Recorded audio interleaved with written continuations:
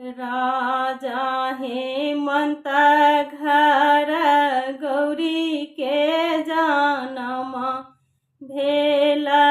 शिव लेल अंगूरी धराई गे माई।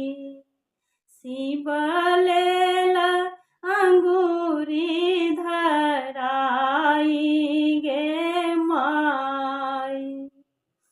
राजा हेमंत घर गौरी के जनम भेल।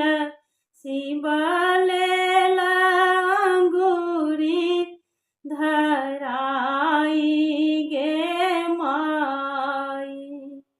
शिव लेल अंगूरी धराई गे माई। अंगूरी धराए शिव कहाँ नेने जाइ छियन।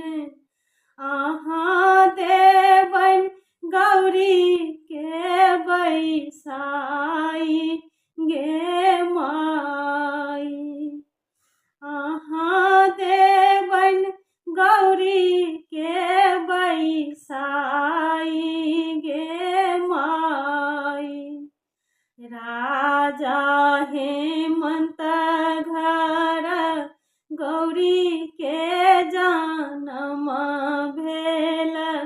शिव लेल अंगूरी धराई गे माई। शिव लेल अंगूरी धराई गे माई। बसहा पीठ शिव डोलिया बनोलनि। डोलिया बनोलनि बाघंबर लागल ओहार गे माई। बाघंबर लागल ओहार गे माई। राजा हेमंत